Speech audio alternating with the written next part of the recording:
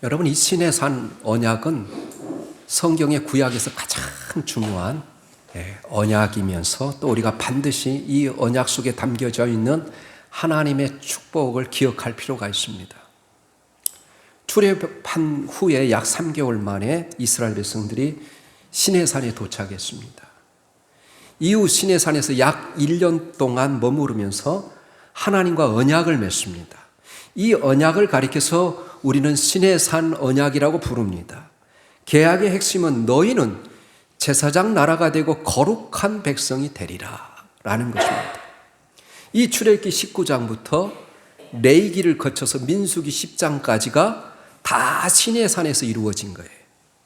그래서 1년 동안 멉니다. 민수기 10장 10절에 보면 이스라엘 백성들의 그 덮고 있는 구름이 여러분 바로 이동함으로 말미암아 그들이 시내산을 떠나 바란 광야에 도착했다 이렇게 되어 있어요. 그러니까 여러분 이 1년 동안 시내산에서 하나님 앞에 언약을 맺고 율법을 받으며 그리고 레위기의 모든 여론의 예배에 관한 제사에 관한 모든 말씀을 듣고 민수기 10장까지의 내용이 1년 동안 이루어져요. 그래서 민수기 10장 10절에 보면 제2년 2월 20일 날 이스라엘 백성들이 시내 광야를 떠나니라 이렇게 되어 있어요. 이 하나님께서 이스라엘 백성들을 제사장 나라 거룩한 백성이 되게 하시려고 소유로 삼으시겠다는 이 말씀에 모든 장로들과 백성들이 일제히 우리가 다 그대로 행하리이다 라고 응답하는 장면입니다. 이는 홍해 사건 이후 여러분 마라의 쓴물 사건, 여러분 만나와 메추라기 사건, 반석에서 물이 솟아난 사건, 아말렉과의 싸움을 경험하면서 하나님이 어떤 분인가를 그들은 바로 경험한 결과의 내용입니다. 이후에 하나님께서 시내산에 강림하실 것을 약속하시면서 20장부터 이스라엘 백성들은 10계명을 비롯한 여러 가지 율법의 조항을 받습니다. 여러분 언약이라는 단어는 원어로 베리트라는 단어인데요. 바로 그 뜻은 묶는다, 서로 둘 사이를 연결시킨다라는 뜻입니다. 연결되려면 쌍방이 만나야 하지 않겠어요? 그래서 모세가 이스라엘 백성을 대표해서 산으로 올라가고 하나님은 산에서 여러분 구름 가운데 강림하십니다. 하나님과 또 이스라엘 백성의 대표인 모세가 만나서 시내산에서 계약을 맺는 것입니다. 그래서 시내산 언약이라고 부르는 거예요. 저는 오늘 이 본문을 중심으로 해서 세 가지 대지를 가지고 여러분과 같이 깊이 생각해 보려고 합니다. 첫 번째, 이 언약을 근거를 무엇으로 삼았느냐 하는 것입니다. 언약의 기초는 4절의 말씀이에요. 이렇게 말합니다. 내가 애굽 사람들에게 어떻게 행하였음과 내가 어떻게 독수리 날개로 너희를 업어 내게로 인도하였음을 너희가 보았느니라. 그렇게 말해요. 어떻게 그들을 거기서 끌어냈다고 말씀하십니까? 독수리 날개로 업어내듯 그들을 거기서 끌어냈다라고 말해요. 애굽에서 건져냈다 그렇게 말해요. 그리고 여기까지 지나오도록 하나님께서 그 독수리가 그 새끼를 날개로 업으듯이 그들을 업어서 여기 시내산에 무사히 도착하게 하셨다 그렇게 말해요. 이것은 이스라엘을 구원하시고 안전하게 인도하신 하나님의 크신 능력을 은유적으로 표현한 것입니다. 여러분 하늘을 나는 동물들 가운데 가장 강력한 힘을 가진 새가 독수리지 않습니까? 독수리가 상징하는 것처럼 전능하신 하나님께서 크신 능력과 위협으로 애굽인들을 제압시키고 마치 독수리가 그 새끼들을 그 넓은 날개를 활짝 펴서 자신의 등에 업어 지상의 모든 위협으로부터 보호하며 가장 안전한 곳으로 옮기는 것처럼 이스라엘 백성들을 가장 안전하게 보호하시고 바로 이곳 시내산까지 이르게 하셨다는 말이에요. 그렇습니다. 하나님께서 크신 권능과 팔로 애굽인들을 제압했을 뿐만 아니라 홍해도 목마름도 아말렉 족속도 결코 방해가 될 수 없었어요. 왜냐하면 하나님이 이스라엘 백성을 지키셨기 때문에 그래요. 하나님의 인도를 받은 이 200만 명의 이스라엘 백성들은 머리털 하나 손상되지 아니하고 모두 다 시내산까지 무사히 이룰 수 있었다는 거예요. 그래서 이제부터 출애굽기 19장부터 계속해서 하나님이 자기 자신을 어떻게 소개하느냐? 내가 너희를 애굽에서 건져내신 하나님이라고 소개해요. 이와 같이 하나님의 인도와 바로 보호는 아무도 방해하지 못할 만큼 강력하다는 거예요. 그래서 다윗은 그가 어려움에 처할 때마다 하나님의 이 강력한 보호와 구원하심을 간절히 요청하는 기도를 해요. 그것이 시편에 가득 차 있습니다. 나를 눈동자같이 지키시고 주의 날개 그늘 아래 감추사 내 앞에서 나를 압제하는 악인들과 나의 원수들에게서 나를 벗어나게 하소서. 나의 힘이 되신 여호와여 내가 주를 사랑하나이다. 주는 나의 반석이시오 나의 요새시오 나의 구원이시오 나의 하나님이십니다. 그러면서 여러분 어려움에 처할 때마다 하나님의 도움을 요청한 사람이 누구였냐? 다윗이요. 그래서 하나님만이 가장 강력한 인도자이며 피난처 그 자체이심을 다윗은 고백합니다. 하나님은 우리를 이끄시면 그 누구도 우리의 행보를 방해하거나 가로막을 수 없다는 거예요. 하나님이 인도하시는 곳까지 하나님께서 우리를 지키시고 안전하게 보호하여 주시고 눈동자처럼 살펴주신다는 거예요. 오늘날 이 광야와 같은 세상에서 우리의 성도들의 인도자는 누구일까요? 바로 우리를 모든 죄와 사망에서 건지시고 영원한 안식을 예비하신 분이 누구십니까? 바로 우리의 인도자와 보호자가 되시며 참복자가 되시는 예수 그리스도께서 우리를 고와 같이 버려두지 아니하고 세상 끝날까지 내가 너희와 항상 함께 있으리라 그러잖아요. 여러분 이 표현은 독수리 날개로 엎듯이 우리를 하나님께서 인도하신다는 이 표현은 성경에 많이 있어요. 우리 한번 그런 구절들을 신명기에서만 두 구절 찾아보겠습니다. 먼저 신명기 1장 31절 말씀 먼저 찾아보겠습니다. 그리고 올려주세요. 또 신명기 32장 10절에서 12절은 더 구체적으로 표현하고 있습니다. 신명기 1장 31절 말씀 우리 한번 또 같이 찾으신 분들은 그 성경을 읽으시고 또 올려주신 말씀 같이 우리 읽겠습니다. 시작. 광야에서도 너희가 당하였거니와 사람이 자기 아들을 안는 것 같이 너희 하나님 여호와께서 너희 걸어온 길에서 너희를 안으사 이곳까지 이르게 하셨느니라 그렇게 말해요. 여기서는 업으셨다는 표현을 쓰지 않고 안으셔서 우리가 그 아이들 여러분 젖 먹는 아이들을 안고 업으듯이 하나님께서 막 이스라엘의 애굽에서 건져내신 그들을 하나님께서 품에 안으시고 여기까지 인도하셨다는 거예요. 신명기 32장 우리 10절 12절 말씀 또 같이 읽어보겠습니다. 우리가 성경을 읽으면서도 이런 말씀이 성경에 있다는 것 잘 잊어버리고 읽을 때가 많이 있습니다. 신명기 32장 10절에서 12절 말씀 같이 읽습니다. 시작.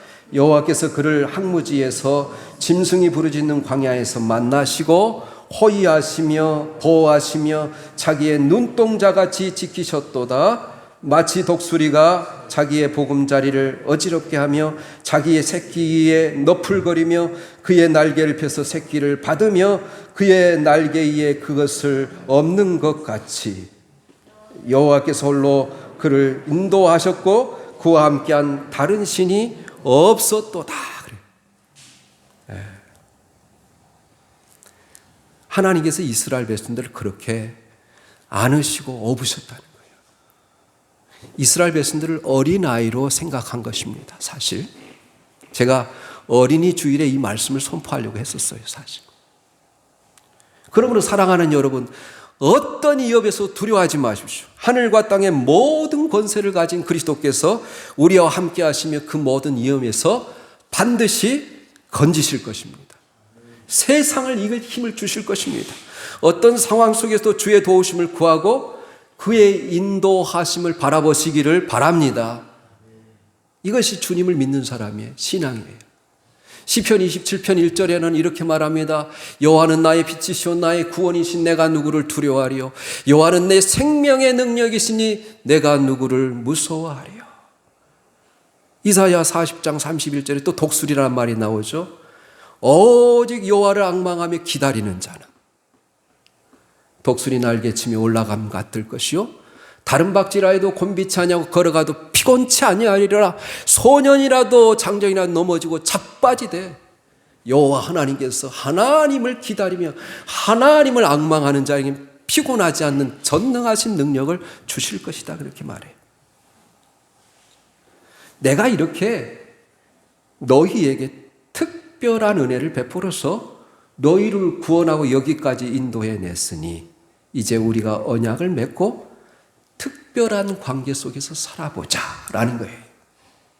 따라서 이 언약의 기초는 하나님의 구속의 사랑, 하나님의 은혜로 이 언약이 주어지는 것이에요. 두 번째로 시내산 언약에는 조건이 있었습니다. 순종을 전제로 하는 조건이에요. 여러분 다시 출애굽기 19장 5절로 가보면 출애굽기 19장 5절 말씀입니다. 세계가 다 내게 속하였나니 너희가 내 말을 잘 듣고 내 언약을 지키면 너희는 모든 민족 중에서 내 소유가 되겠고 그래요. 시내산 언약의 조건은 순종이었어요. 여러분 성도의 삶은 아까 제가 이야기한 말씀 그리고 말씀 붙들고 기도하는 거예요. 약속의 말씀 붙들고 기도하는 거예요. 그리고 기도하고 깨달아진 하나님의 뜻을 순종하며 살아가는 거예요. 세계가 다 내게 속하였다. 이 말은 무슨 말입니까? 이 말은 하나님께서 전 우주의 창조주이시며 주인이시다는 뜻이에요. 하나님께서 단지 이스라엘 백성들에게만 국한된 민족의 신이 아니라 전 우주를 창조하시고 다스리시는 유일하신 참 하나님이라는 것이에요. 그럼에도 불구하고 특별히 이스라엘 백성들을 택해 당신의 백성을 삼았음을 강조하는 거예요. 그래서 너희들은 은혜를 입었다는 거예요. 그래서 너희들은 행복한 사람이라는 거예요. 그러므로 천지 만물과 모든 족속은 모두 하나님 앞에 굴복하고 마땅히 그를 섬겨야 되는 거예요. 다윗이 시편 24편 1절에 이렇게 고백합니다. 땅과 거기 충만한 것과 세계와 그 안에 살고 있는 모든 것이 다 여호와의 것입니다. 이렇게 찬송을 합니다. 그렇습니다. 하나님께서는 전 우주의 소유주시며 전 우주를 다스리시고 통치하시는 하나님이시라는 거예요. 이스라엘 사람들만의 신이 아니라는 거예요. 만약 하나님께서 이스라엘 사람들만의 신이라면 하나님이라면 우리가 어떻게 구원을 받을 수 있었겠어요? 하나님께서는 처음부터 온 세상의 하나님이시고 그 구원은 처음부터 온 인류에게 열려져 있다는 거예요. 그래서 6절에 보면 내가 이스라엘을 제사장 나라로 삼으시겠다 약속하십니다. 제사장이 뭡니까? 이스라엘을 열방과 하나님 사이를 연결하는 중재자 역할을 감당하게 하겠다. 이 약속에 따라서 이스라엘 백성들은 열국 중에서 특별히 구별되어 하나님을 섬기며 그 말씀을 거룩하게 보존해서 하나님에 대한 온 인류의 신앙의 근거를 마련하도록 하기 위해서 제사장의 나라로 삼으셨다는 거예요. 그 혈통으로부터 예수 그리스도가 오심으로 온 인류의 대속사역을 감당하는 제사장 나라소의 역할들을 그 예수님을 통해서 행하시는 거예요. 그런데 이 시내산 언약은 순종을 조건으로 한다는 거예요. 하나님은 이스라엘 백성들에게 순종을 요구했고 순종을 기초로 해서 그 백성들과 특별한 관계를 맺기를 요구하신 것입니다. 이것이 시내산 언약의 특성이에요. 하나님이 요구하신 것처럼 그들이 하나님의 말씀대로 살아간다면 세 가지 축복을 약속하고 있어요. 첫째로 너희가 내 소유가 되겠다. 그래. 두 번째는 너희가 제사장 나라가 될 것이다. 세 번째는 거룩한 백성이 되리라 그래요. 첫 번째 축복은 내 소유가 되리라. 이것을 우리나라 언어로 여러분 그대로 읽으면 별로 감동이 없지만 바로 여러분 이 원어적인 의미는 내 보물이 되리라. 아주 그냥 소유가 아닌 특별한 소유, 특별한 보물이 된다는 뜻이.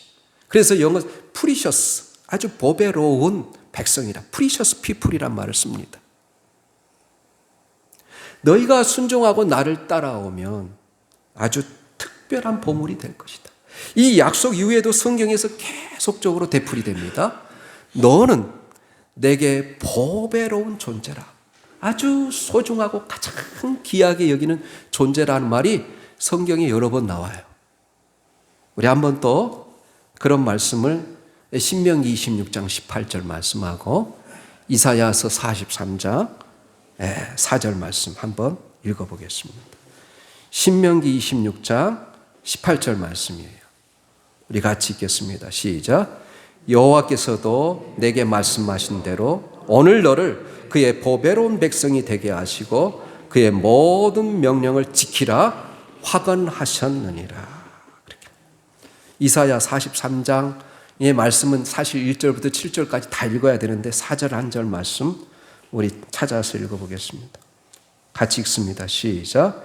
네가 내 눈에 보배롭고 존귀하며 내가 너를 사랑하였은즉 내가 내 대신 사람들을 내어주며 백성들이 내 생명을 대신하리니 두려워하지 말라. 이렇게 되어 있어요.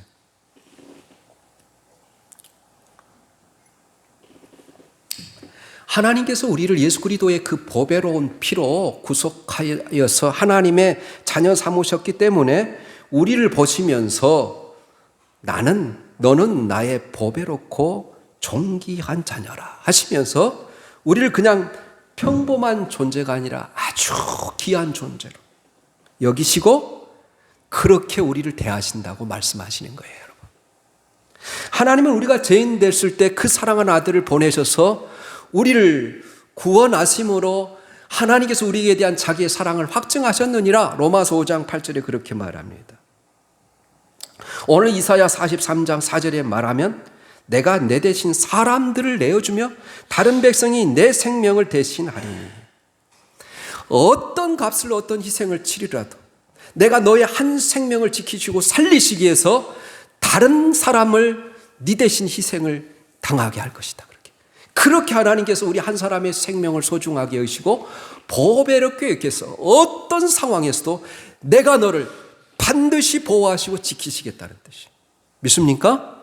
네. 얼마나 놀라워요. 제가 이사야 43장 1절부터 여러분 다시 한번 읽어드리면 이스라엘아 너를 지으신 이가 말씀하시느니라.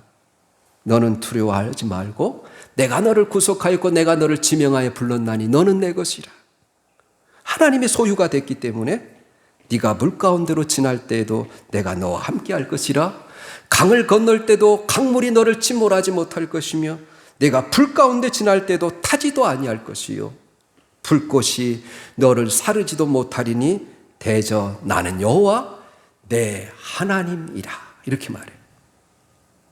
우리가 하나님의 소유가 되고 하나님의 백성이 되면 이스라엘 백성들이 홍해를 건너는데 물 가운데 지날 때에도 하나님께서 그들을 지켜주시고 광야의 뜨거운 태양빛 불꽃 가운데 지나가는데 하나님께서 구름 기둥으로 그들을 편안하게 시원하게 그들을 지켜주셨다는 거예요. 그래서 너는 내 눈에 보배롭고 존귀하며 내가 너를 사랑하였은즉 내가 내 대신 다른 사람들을 희생하리라.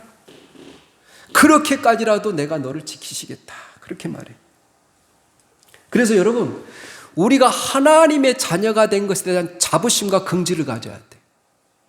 그런데 많은 그리스도인들이 내가 예수를 믿는 것을 창피하게 생각합니다. 긍지가 없어요. 자부심이 없어요. 확신이 없어요. 그리스도 안에서 그리고 또 한 형제와 자매로 부르심을 받은 우리 모두를 서로 특별한 존재로 여기시고 대하시기를 예수님의 이름으로 고면합니다. 그래서 한 사람 한 사람이 그렇게 예수님의 피로 여러분 값주고 사신 아주 보배로 천하보다 귀한 존재. 두 번째 축복은 제사장 나라가 되게 하겠다 그래요. 제사장들이 무슨 일을 합니까? 제사장들은 자기를 위해서 존재하는 존재가 아니라 백성들을 위해서 하나님과 백성 사이에 중보하는 사람이에요. 백성들의 고통과 문제가 생기면 그 문제를 대신 짊어지고 하나님 앞에 나가서 해결해 주실 것을 간구하는 하나님과 사람 사이의 중보자 역할을 하는 것이 제사장이에요. 저도 그렇습니다. 저희 가족에 대한 기도보다도 훨씬 더 여러분들을 위한 기도를 많이 해요. 이게 제사장이에요. 하나님께서 이스라엘 백성들에게 공동체적으로 너희들은 제사장 나라가 될 것이다 그렇게 말해요. 다시 말하면 주변의 많은 국가들을 도울 수 있는 민족이 되리라 그렇게 말해요. 그런데 이 기대는 이스라엘 백성들만의 기대가 아니라 오늘 주님 안에서 부르심을 받은 우리 모든 성도들 향한 하나님의 기대예요. 왜냐하면 베드로전서 2장 9절에 뭐라요? 너희는 택하신 족속이요 왕 같은 제사장이라 그래요. 우리가 이웃의 아픔과 문제를 가지고 기도하고 또 이웃들에게 복음을 전함으로 그들의 아픔에 덜어지고 그들의 문제가 해결되고 치유받는 일들이 우리를 통해서 일어나기를 하나님 기대하신다는 거예요. 그런데 이스라엘 민족이 다른 민족과 열방을 위한 제사장 나라의 역할을 감당하지 못했어요. 그래서 하나님께서 그들이 제사장 나라에서의 삶을 살지 못하면 실패합니다. 그래서 그 역할이 예수 그리스도를 구주로 영접한 사람들이 이제 바로 그 복에 들어가게 됐어요. 이스라엘 백성들은 지나친 선민의식, 자기들이 세상의 많은 민족 중에서 유일하게 자기들만 선택함을 받았다는 그 자부심이 너무 강했어요. 여러분, 선민의식이 너무 강하게 되면 뭐냐면 하나님의 말씀을 그들이 지키고 실천하는데도 하나님을 의지하기보다는 하나님의 그 문자적인 것에 얽매여서 자기들의 힘으로 지키려고 애썼어요. 그리고 자기들의 힘으로 지키려고 애쓰다 보니까 율법을 지킨 것에 대해서 자랑하고 그 자랑이 지나치면 공로주의에 빠지는 거예요. 하나님께 영광을 돌리지 못하고 자기를 자랑하게 되는 것입니다. 이스라엘 백성들이 그래서 실패했어요.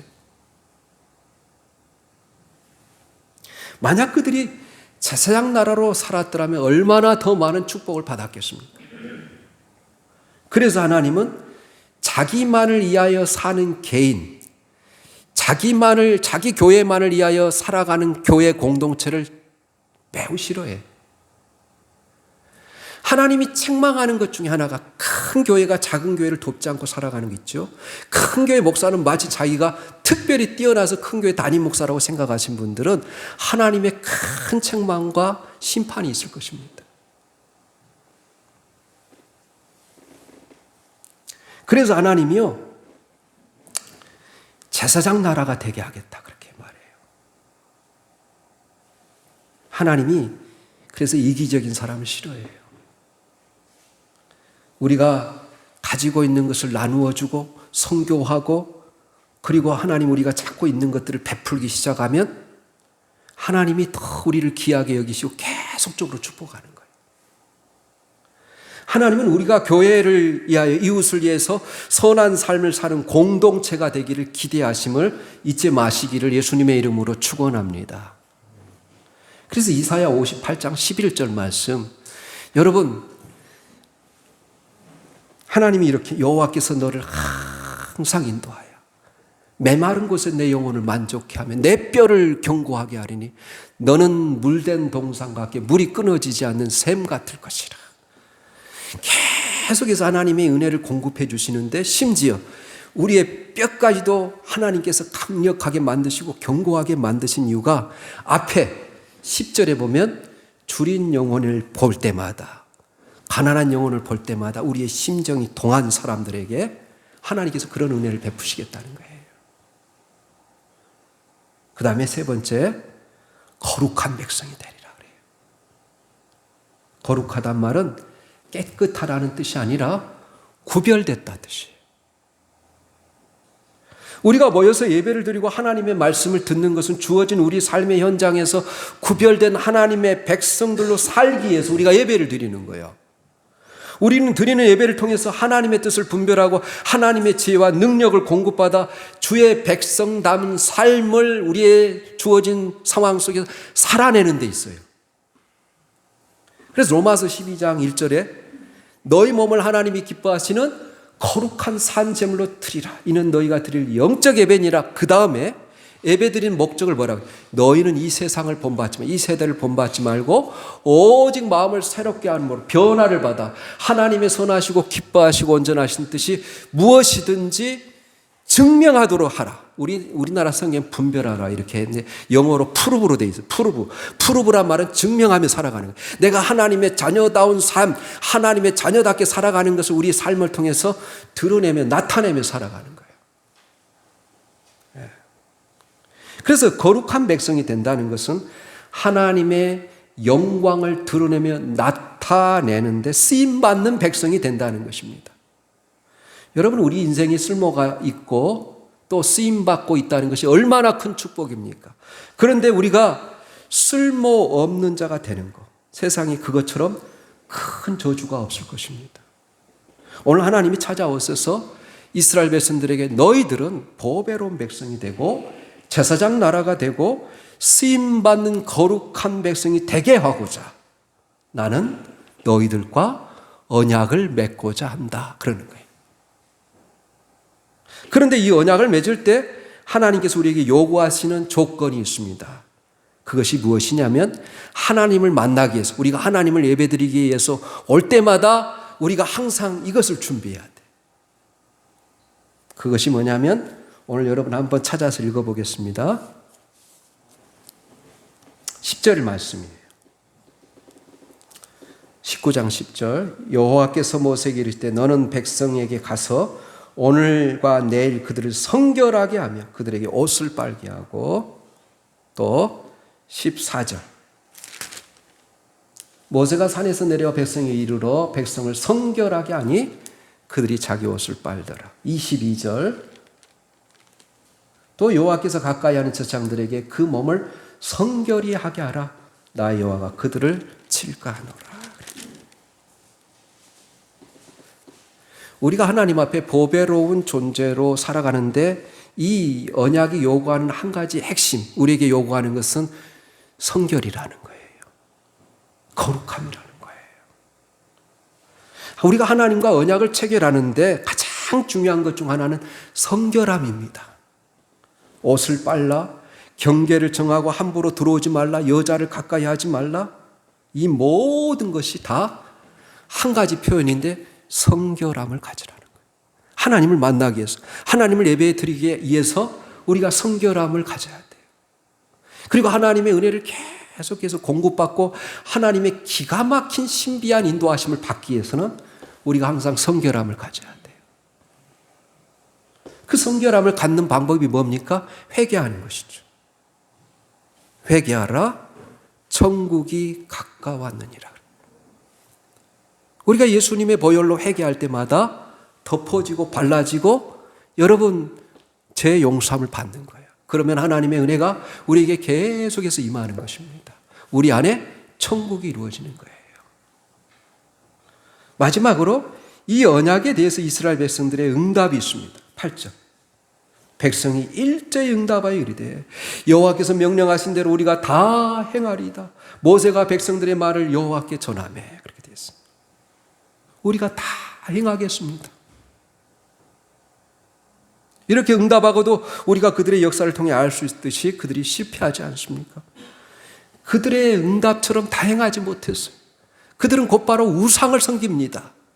하나님의 율법을 어겨요. 하나님, 나 같으면 이렇게 기도했을까? 하나님, 최선의 노력을 다하겠습니다. 그러나 지키지 못할 때도 있을 것 같사오니 긍휼을 베풀어 주세요. 좋은 의도로 이스라엘 백성은 우리가 다 행하겠습니다. 응답하므로 언약이 체결됐어요. 그러면 이스라엘 백성들이 다 지키지 못할 때 어떻게 됩니까? 이 언약의 의미가 무효가 됩니까? 하나님이 특별한 소유가 되지 못하고 제사장 나라가 되지 못하는 것입니까? 하나님의 거룩한 백성이 되지 못하는 것입니까? 하나님은 그 백성의 연약함을 아셨어요. 그래서 훗날 다시 한번 이 언약을 확인하는 과정을 거치시는데 거기에서 피의 언약을 맺습니다. 우리 한번 출애굽기 24장, 이제 언약을 다 맺고 난 다음에 출애굽기 24장, 여러분 출애굽기니까 한번 찾아보세요. 24장을 펼쳐놓으세요. 제가 오늘 24장을 가지고 결론을 맺으려고 합니다. 24장 3절이에요. 모세가 와서 여호와의 모든 말씀과 그의 모든 율례를 백성에게 전하매 그들이 한 소리로 응답하여 이르되 여호와께서 말씀하신 모든 것을 우리가 준행하리이다. 똑같이 이야기해요. 그리고 4절 5절에 모세가 여호와의 모든 말씀을 기록하고 이른 아침에 일어나 산 아래에 제단을 쌓고 이스라엘 12지파대로 12기둥을 세우고 이스라엘 자손의 청년들을 보내어 여호와께 서로 번제와 화목제를 드리게 하고, 모세는 이 언약을 다시 한번 확인하면서 거기서 번제와 화목제를 드리게 했습니다. 그리고 6절에서 8절까지 읽어보면 모세가 피를 가지고 반은 여러 양푼에 담은 반은 제단에 뿌리고 언약서를 가져다가 백성에 낭독하여 듣게 하니 그들이 이르되 여호와의 모든 말씀 우리가 준행하리이다. 모세가 그 피를 가지고 백성에게 뿌리며 이르되 이는 여호와께서 이 모든 말씀에 대해 너희와 세우신 언약의 피니라. 하나님께서 모세로 하여금 속죄 제물을 준비하시고 그 제물에 흘린 피를 근거로 해서 이 언약이 체결되도록 하셨습니다. 이것은 매우 중요한 의미가 있어요. 그들이 언약을 깨뜨렸음에도 불구하고 하나님 앞에 설 수 있는 것은 무엇 때문이냐면 이 준비된 속죄 제물을 통해서 그들이 용서함을 받는 근거로 해서 이 언약이 체결될 수 있었던 거예요. 그런데 이 언약이 바로 새로운 언약을 상징해요. 왜냐하면 구언약, 이 시내산 율법을 지키지 못했기 때문에 새로운 언약의 그 중심은 누가 있습니까? 예수 그리스도. 예수 그리스도께서 갈보리에서 십자가를 지시고 피를 흘리심으로 그 피의 언약을 통해서 우리는 언제든지 예수님의 피를 의지해서 하나님의 보좌 앞에 담대히 나가고 언제든지 예수님의 공로를 의지해서 하나님 앞에 나아가 기도할 수 있는 거예요. 그것을 여러분 히브리서에서 이렇게 이야기해요. 히브리서 우리 9장 12절 말씀 한번 띄워주세요. 히브리서 9장 12절, 히브리서를 한번 다 읽어야지 이 말씀이 이해가 됩니다. 히브리서 9장 12절 말씀 우리 같이 읽겠습니다. 시작. 염소와 송아지 피로 하지 아니하고 오직 자기의 피로 영원한 속죄를 이루사 단번에 성소에 들어가셨느니라. 이 구약의 모든 제사를 예수님께서 십자가에 피를 흘리심으로 그분이 속죄의 피가 되어서 속죄의 양이 되어서 이 모든 제사를 다 단번에 단 한 번에 다 이루셨다는 거예요. 그리고 히브리서 9장 이제 18절부터 20절까지 또 읽어보겠습니다. 히브리서 9장 18절부터 20절입니다. 자, 시작. 이러므로 첫 언약도 피 없이 세운 것이 아니니 모세가 율법대로 모든 계명을 온 백성에 말한 후에 송아지와 염소의 피 및 물과 붉은 양털과 우슬초를 취하여 그 두루마리와 온 백성에게 뿌리며 이르되 이는 하나님이 너희에게 명하신 언약의 피라. 하나님 앞에 제사 드리는 그 제단에도 뿌리고 이제 이스라엘 백성들이 언약을 맺었잖아요. 그러니까 이스라엘 백성을 향해서 또 피를 뿌리는 거예요. 그래서 언약이 체결되는 겁니다. 그래서 12절에 보면 누구의 피라고요? 예수 그리스도의 피. 이 첫 언약도 피 없이 세운 것이 아니라 이 첫 번째 언약도 장차 누구의 피를 예표하고 있습니까? 예수 그리스도의 보혈을 통해서만 우리가 제사함을 받고 하나님 앞에 거룩함을 유지하고 하나님의 백성으로 쓰임받을 수 있는 그 가능성의 은혜를 열어주셨다는 거예요. 오늘도 우리가 예수님의 피로 제쓰심을 받습니다. 여러분 예배드리는 그 순간은 하나님의 예수 그리스도의 피로 여러분을 바르시고 예수 그리스도의 피로 여러분 영혼을 덮으시고 예수님의 피를 뿌리는 시간이에요. 그래서 예수의 피로 말미암아 우리는 거룩한 백성으로 주 앞에 서는 겁니다. 하나님 앞에 많은 부족함과 연약함이 있지만 주께서 우리를 그의 특별한 보물과 같은 존재로 간주하시는 이유는 우리가 잘나서가 아닙니다. 우리가 하나님의 율법을 다 지켜서가 아니에요. 하나님이 우리를 그의 백성으로 삼아주신 것은 예수 그리스도께서 우리에게 십자가에서 피를 흘리심으로 그 피의 언약 때문이라는 거예요. 예수 그리스도의 피로 말미암아 우리를 거룩한 백성으로 삼으시고 우리를 써주신 하나님을 찬양하시기 바랍니다. 그리고 하나님을 영화롭게 하는 한평생의 삶을 살아가시기를 예수님의 이름으로 축원합니다. 아멘.